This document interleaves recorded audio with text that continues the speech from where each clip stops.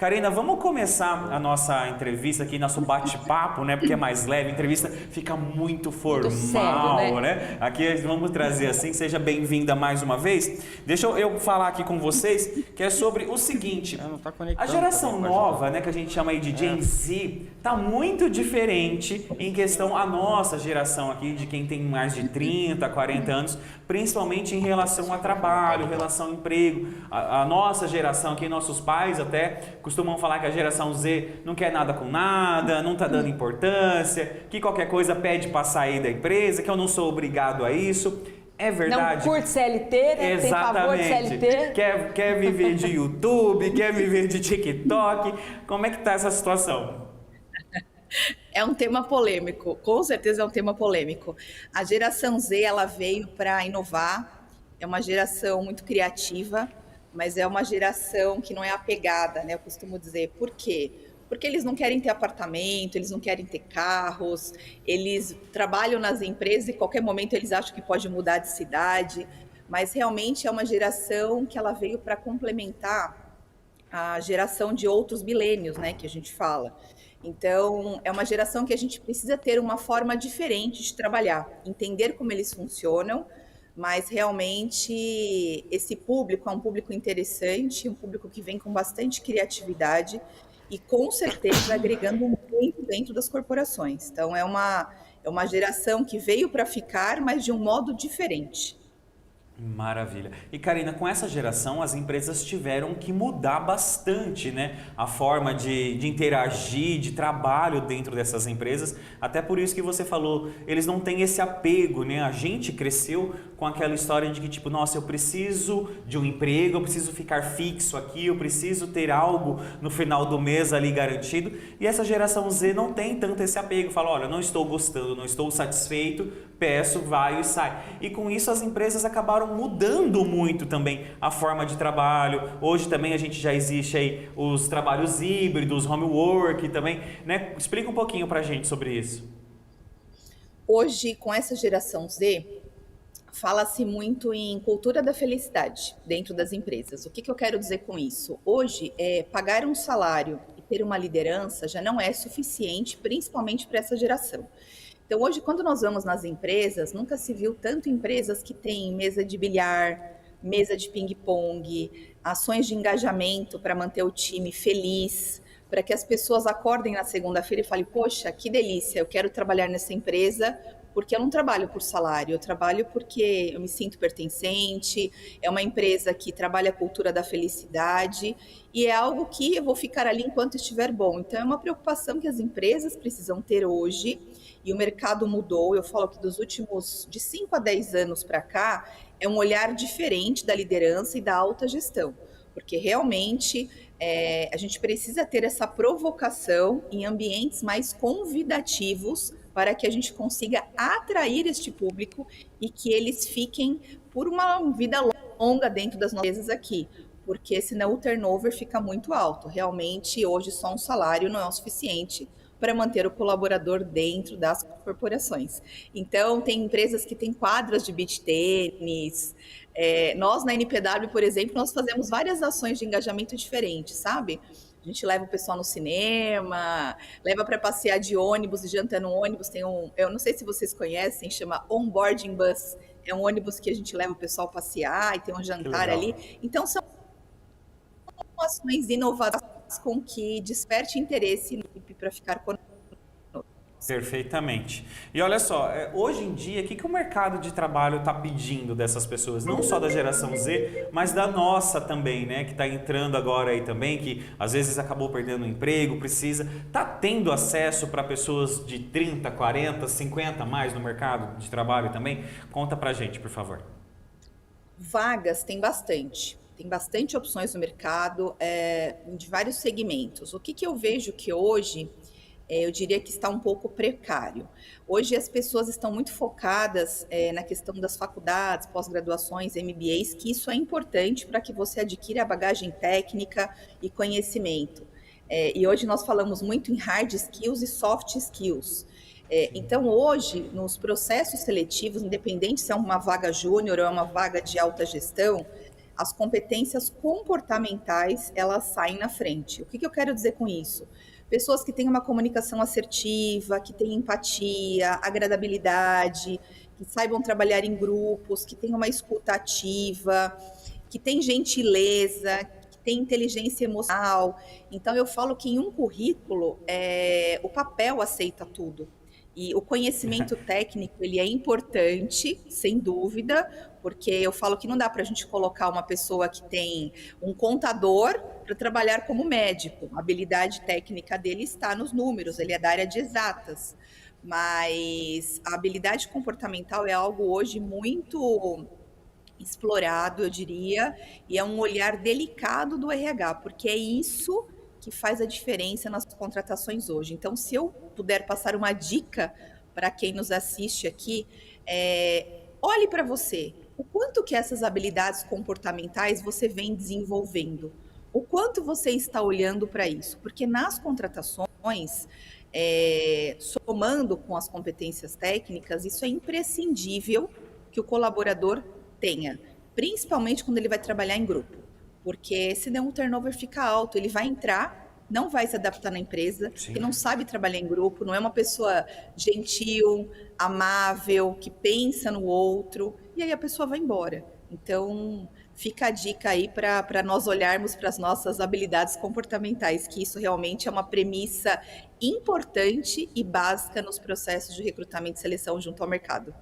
E Karina, os já famosos, né, testes de aptidão que muitas pessoas fazem, ainda é bastante utilizado esses testes? Realmente são assim confiáveis? Realmente eles passam o resultado daquilo que mais combina com você, com a profissão que você quer escolher? Ou hoje em dia isso já não está tanto em questão? Isso existe, nós praticamos, mas as dinâmicas em grupo, quando nós conhecemos as pessoas mais de perto e potencializa as conexões, você também consegue identificar outras habilidades que o teste não traz a resposta. Então, eu costumo dizer, por exemplo, que tem pessoas que gostam muito de processo, são pessoas que trabalham na base da conformidade. Será que essa pessoa na área comercial ela vai ter a desenvoltura que ela precisa? Então, o teste consegue trazer isso para a gente. Se é uma pessoa introvertida, se ela é extrovertida, que tipo de áreas ela tem mais familiaridade para trabalhar. Então, os testes, eles são importantes, mas eu diria que eles são ferramentas complementares, além da convivência de dinâmicas em grupo, das entrevistas, das psicólogas ali fazerem perguntas para que a gente entenda cada vez mais como essa pessoa funciona. Uma coisa complementa a outra, né? Exato. Perfeitamente. Falando em grupo ainda, Karina, a gente passou por uma pandemia recentemente onde praticamente todo mundo acabou trabalhando de home office ali, né? Quem podia fazer o home office.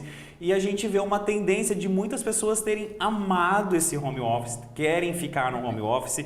Hoje algumas empresas já têm o trabalho de forma híbrida, outras já estão voltando tudo para a empresa de maneira presencial. O que vê o futuro aí? O que a gente imagina que vem aí para 2026, 27, 30? Vai ter esse híbrido, o home office acabou ganhando? Vai todo mundo voltar para o presencial? Tem alguma ideia disso? Nós temos um movimento, eu diria um movimento bem equilibrado, porque muitas empresas optaram pelo híbrido e não vão mudar o formato de trabalho. O que eles fizeram mesclaram. Então, vocês vêm para o escritório 3 dias a semana e vão ficar remoto 2. Mas para essas empresas, eles precisam de uma gestão para acompanhar a equipe muito de perto, para que as coisas não se percam, porque não são todas as pessoas que são autogerenciáveis e conseguem trabalhar de casa, acordar, ligar o computador e fazer o que precisa ser feito. E tem empresas que estão 100% no remoto, aí é um cenário um pouco mais delicado, porque você não tem a conexão no presencial com essas pessoas, então precisa de mais esforço para não perder o time.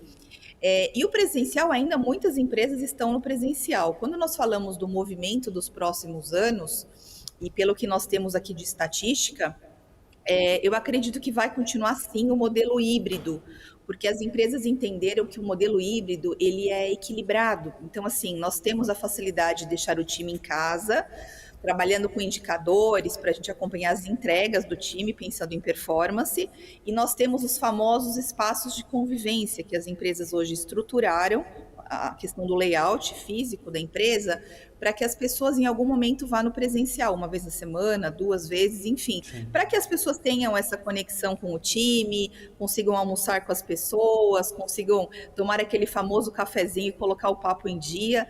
Então, os próximos anos, com certeza, a questão do híbrido tem mais aderência e o mercado aponta para este movimento. E daí, do lado das empresas, realmente precisam desse investimento e esse olhar para que esses espaços de convivência sejam convidativos e agradáveis, para que as pessoas que estão ali no presencial 1 ou 2 vezes na semana se interessem em voltar também e não fique 100% isolado da operação. É isso que nós temos percebido nos nossos clientes, nas empresas que nós conversamos bastante. Maravilha. E agora você já tinha citado aqui um pouquinho sobre hard skill, soft skill. Explica um pouquinho para a galera o que seria isso. Com certeza. Quando nós olhamos o currículo de um profissional, antigamente as pessoas colocavam assim, competências técnicas, competências comportamentais. E isso continua existindo, mas muitas empresas, principalmente as multinacionais, não recebem o currículo neste formato. Então, são hard skills e soft skills. E realmente o significado é o mesmo. Então, quando nós dividimos, né, quais são as nossas competências técnicas, o que a Karina sabe fazer, o que ela tem habilidade, a gente vai para uma linha. E o soft skill, a gente está falando realmente de habilidades comportamentais, quais são os interesses da Karina, o que é mais familiar para ela, o que ela faz com mais facilidade, principalmente os cargos de liderança.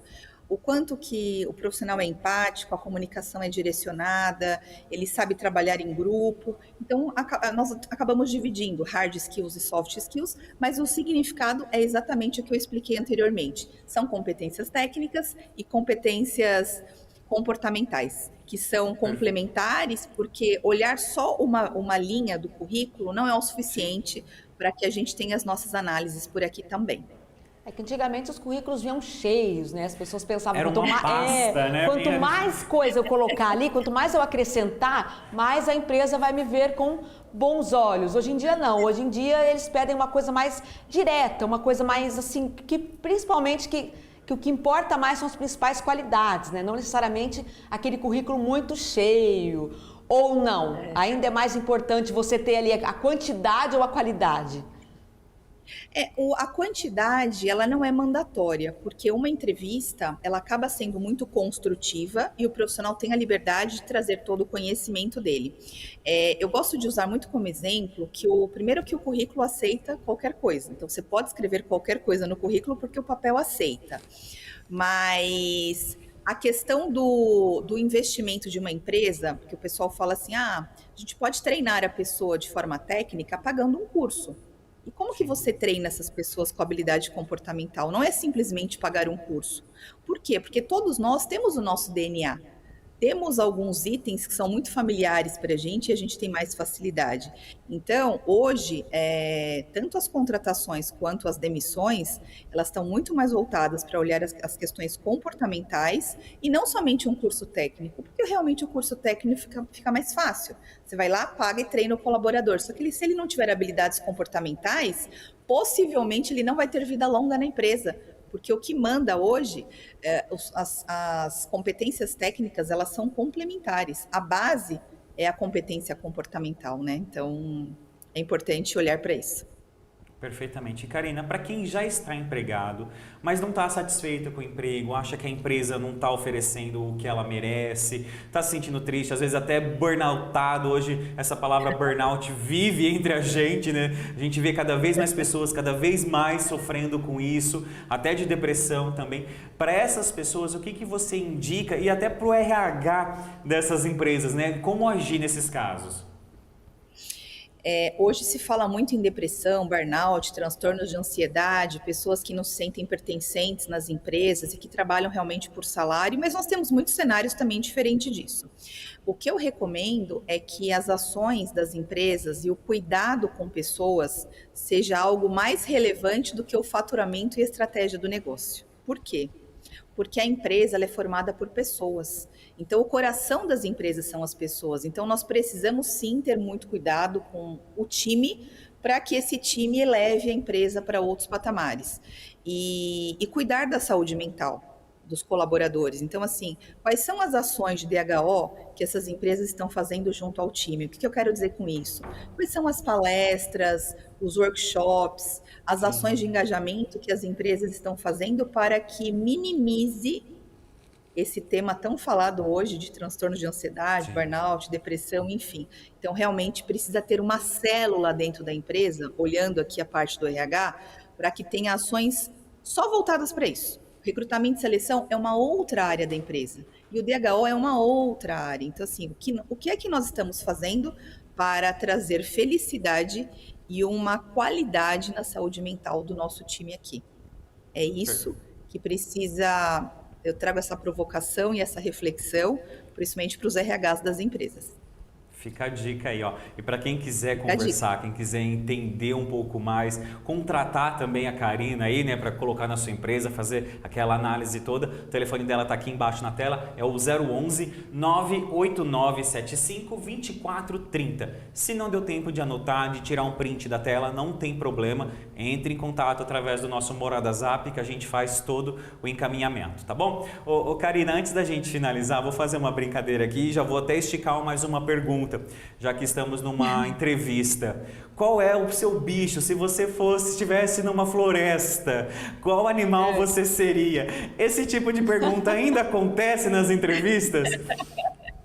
Não, hoje não. Assim, Eita, mas Glória!